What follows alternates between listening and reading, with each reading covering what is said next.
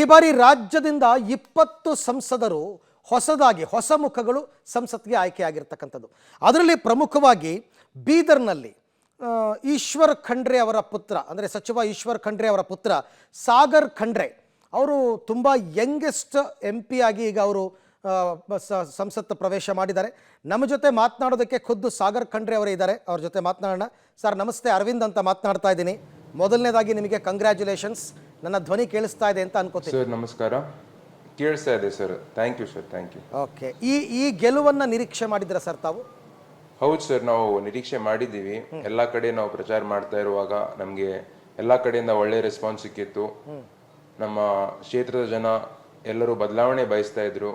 ಹೊಸೊಬ್ಬರಿಗೆ ಒಂದು ಅವಕಾಶ ಕೊಡ್ಬೇಕಂತ ತೀರ್ಮಾನ ಮಾಡಿದ್ರು. ಎಲ್ಲ ಕಡೆ ನಮಗೆ ಒಳ್ಳೆ ರೆಸ್ಪಾನ್ಸ್ ಕೊಟ್ಟು ನಮಗೆ ನಿರೀಕ್ಷೆ ಇತ್ತು ಕಿ ನಾವು 100ಕ್ಕೆ 100 ನಾವು ಗೆಲ್ತೀವಂತ. ನೀವು ಸೋಲ್ಸಿರ್ತಕ್ಕಂಥ ವ್ಯಕ್ತಿ ಅವರು ಕೇಂದ್ರದಲ್ಲಿ ಮಂತ್ರಿ ಆಗಿದ್ದಂಥವರು, ಪ್ರಭಾವಿ 2 ಬಾರಿ ಗೆದ್ದಂಥವರು, ಅಂಥವ್ರನ್ನ ಸೋಲಿಸುವ ಮುಖಾಂತರ ಜೈಂಟ್ ಕಿಲ್ಲರ್ ಅಂತ ಅನ್ನಿಸ್ಕೊಂಡಿದ್ದೀರಾ. ಈ ಗೆಲುವು ಹೆಂಗೆ ಸಾಧ್ಯ ಆಯಿತು ಅಂತ?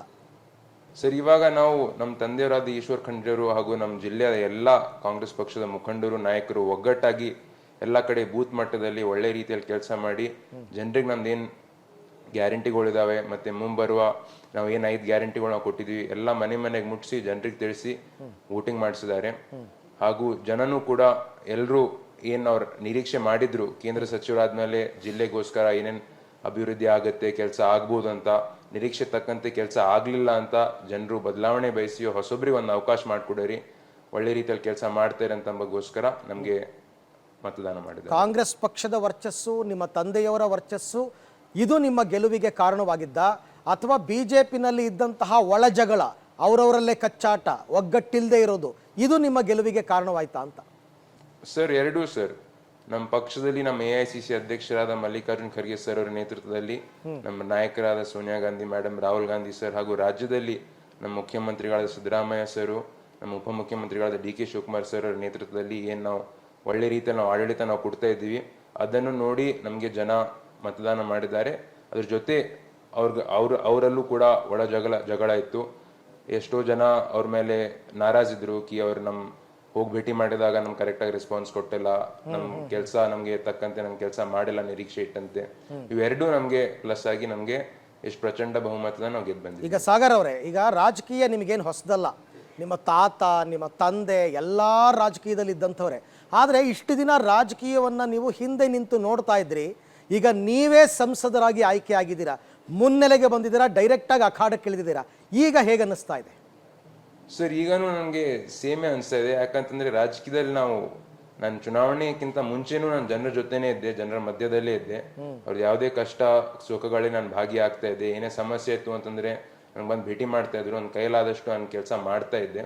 ಅದಕ್ಕೆ ಈಗ ಇನ್ನೂ ಫಸ್ಟ್ ಡೇ ಇದೆ, ನನಗೆ ಈಗಲೂ ಕೂಡ ಸೇಮೇ ಅನಿಸ್ತಾ ಇದೆ. ಯಾಕಂತಂದ್ರೆ ಹಿಂದೆನೂ ಕೂಡ ಚುನಾವಣೆಗಿಂತ ಮುಂಚೆನೂ ಕೂಡ ಜನರ ಮಧ್ಯದಲ್ಲೇ ಇದ್ದೆ, ಈಗಲೂ ಕೂಡ ಜನರ ಮಧ್ಯದಲ್ಲೇ ಇದ್ದೀನಿ. ನಿಮಗೆ ಟಿಕೆಟ್ ಅನೌನ್ಸ್ ಮಾಡಿದಾಗ ತುಂಬ ಜನ ಅಪಹಾಸ್ಯ ಮಾಡಿಬಿಟ್ಟಿದ್ರು. ಅಯ್ಯೋ, ಆ ಹುಡುಗನಿಗೆ ಹೋಗಿ ಕೊಟ್ಟಿದ್ದಾರೆ, ಚಿಕ್ಕ ಹುಡುಗನಿಗೆ, ಅವ್ನಿಗೇನು ಗೊತ್ತಾಗುತ್ತೆ, ರಾಜಕೀಯ ಅಂದ್ರೆ ಏನು ಗೊತ್ತು, MP ಆಗಿ ಏನು ಕೆಲಸ ಮಾಡಬೇಕು ಅಂತ ಗೊತ್ತಾ, ಇಂಥವ್ರಿಗೆಲ್ಲ ಟಿಕೆಟ್ ಕೊಟ್ಟಿದ್ದಾರೆ ಅಂತ ಕೆಲವರೆಲ್ಲ ಆಡ್ಕೊಂಡ್ಬಿಟ್ಟಿದ್ರು. ಅಂಥವ್ರಿಗೆ ಈಗ ನಿಮ್ಮ ಕ್ಷೇತ್ರದ ಜನ ಉತ್ತರ ಕೊಟ್ಟಿದ್ದಾರೆ ಅಂತೀರಾ?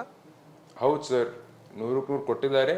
ಮತ್ತು ಮುಂಬರುವ ದಿನಗಳಲ್ಲಿ ಯಾರ್ಯಾರು ಈ ರೀತಿ ಮಾಡಿದ್ದಾರೆ ಅವರಿಗೂ ನಾನು ತೋರಿಸ್ತೀನಿ, ಒಳ್ಳೆ ರೀತಿಯಲ್ಲಿ ನಾನು ಕೆಲಸ ಮಾಡಿ ತೋರಿಸ್ತೀನಿ. ಕೆಲಸದಿಂದನೇ ನಾನು ತೋರಿಸ್ತೀನಿ ಕಿ ನನಗೆ ಪಕ್ಷದ ವತಿಯಿಂದ ನನಗೇನು ಟಿಕೆಟ್ ಸಿಕ್ಕಿದೆ ಮತ್ತು ಜನರು ನನಗೇನು ಆಶೀರ್ವಾದ ಮಾಡಿದ್ದಾರೆ, 100ಕ್ಕೆ 100 ಅವ್ರ ನಿರೀಕ್ಷೆ ತಕ್ಕಂತೆ ಒಳ್ಳೆ ರೀತಿಯಲ್ಲಿ ನಾನು ಕೆಲಸ ಮಾಡಿ ನಾನು ಜನರಿಗೆ ನಾನು ತೋರಿಸ್ತೀನಿ.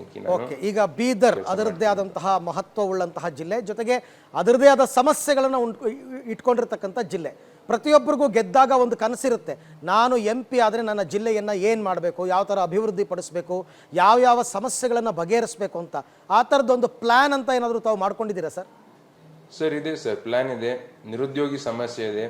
ದಿವಸ 10-15 ಜನ ಯುವಕರು ಬಂದು ಭೇಟಿ ಮಾಡಿ ಹೇಳ್ತಾರೆ ಕಿ ನನ್ BA ಆಗಿದೆ, BCom ಆಗಿದೆ, BSc ಆಗಿದೆ, ಡಿಗ್ರಿ ಆಗಿದೆ, ಆದ್ರೆ ನನಗೆ ಜಾಬ್ ಸಿಗ್ತಾ ಇಲ್ಲ ಅಂತ ಹೇಳ್ತಾ ಇದ್ದಾರೆ.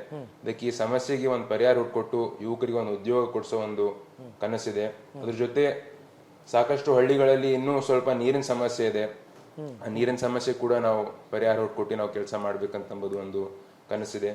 ರೈತರಿಗೆ ಅವ್ರದ್ದೇನ್ ಫಸಲ್ ಬಿಮಾ ಯೋಜನೆ ಏನ್ ಸ್ಕೀಮ್ ಇದೆ, ಅದ್ರ ಮುಖಾಂತರ ಏನ್ ಇನ್ಶೂರೆನ್ಸ್ ಬರಬೇಕಾಗಿದೆ, ಅದು ಕರೆಕ್ಟ್ ಸಮಯಕ್ಕೆ ಬರ್ತಾ ಇಲ್ಲ, ಅಮೌಂಟು ಕರೆಕ್ಟಾಗಿ ಬರ್ತಾ ಇಲ್ಲ. ರೈತರಿಗೂ ಕೂಡ ಏನು ಇನ್ಶೂರೆನ್ಸ್ ಬರಬೇಕಾಗಿದೆ ಅದನ್ನು ಕೂಡ ನಾವು ಕರೆಕ್ಟಾಗಿ ಮುಟ್ಟಿಸ್ಬೇಕು ಅಂತಂಬುದು ಇವೆಲ್ಲ ಸಾಕಷ್ಟು ಕನಸುಗಳಿದ್ದಾವೆ. ಇವೆಲ್ಲ ಮುಂಬರುವ ದಿನಗಳಲ್ಲಿ ನಾವು ಒಳ್ಳೆ ರೀತಿಯಲ್ಲಿ ನಾವು ಕೆಲಸ ಮಾಡಿ ನಾವು ಜನರಿಗೆ ನಾವು ಇವೆಲ್ಲ ಮಾಡಿಸ್ಕೊಡ್ತೀವಿ. ಅಲ್ಲ, ಅಫ್ಕೋರ್ಸ್ ಜೊತೆಗೆ ನಿಮ್ಮ ತಂದೆಯವರ ಮಾರ್ಗದರ್ಶನ ಇದ್ದೇ ಇರುತ್ತಲ್ವಾ? ಹೌದು ಸರ್, ಡೆಫಿನೆಟ್ಲಿ ನಮ್ಮ ತಂದೆಯವ್ರ ಮಾರ್ಗದರ್ಶನ, ನಮ್ಮ ಅಜ್ಜವ್ರ ಮಾರ್ಗದರ್ಶನ, ನಮ್ಮೆಲ್ಲ ಪಕ್ಷದ ಮುಖಂಡರ ಎಲ್ಲರ ಮಾರ್ಗದರ್ಶನದಲ್ಲಿ ನಾನು ಕೆಲಸ ಮಾಡ್ತೀನಿ. Okay, all the best Sagar Khandre ಅವರೇ. ಚಿಕ್ಕ ವಯಸ್ಸಿಗೆ ಸಂಸತ್ ಪ್ರವೇಶ ಮಾಡ್ತಾ ಇದ್ದೀರಾ. ಜನರು ನಿಮ್ಮ ಮೇಲೆ ವಿಪರೀತವಾದಂತಹ ನಂಬಿಕೆ ವಿಶ್ವಾಸ ಇಟ್ಕೊಂಡಿದ್ದಾರೆ. ಆ ನಂಬಿಕೆ ವಿಶ್ವಾಸಗಳನ್ನು ತಾವು ಉಳಿಸ್ಕೊಂಡು ಹೋಗ್ತೀರಾ ಅಂತಕ್ಕಂಥ ಭರವಸೆ ನಮಗೂ ಇದೆ. ಥ್ಯಾಂಕ್ ಯು ಪಬ್ಲಿಕ್ ಟಿವಿ ಜೊತೆ ಮಾತನಾಡಿದ್ದಕ್ಕೆ ಸಾಗರ್ ಖಂಡ್ರೆ ಅವರೇ. Thank you sir, thank you. So ಇದು ಸಾಗರ್ ಖಂಡ್ರೆ, ಬೀದರ್ನ ಹೊಸದಾಗಿ ಆಯ್ಕೆಯಾಗಿರ್ತಕ್ಕಂಥ ಸಂಸದರು. ಭಗವಂತ ಖೂಬಾ ವಿರುದ್ಧ ಗೆದ್ದು ಜೈಂಟ್ ಕಿಲ್ಲರ್ ಅಂತ ಅನ್ನಿಸ್ಕೊಂಡಿರ್ತಕ್ಕಂಥವ್ರು.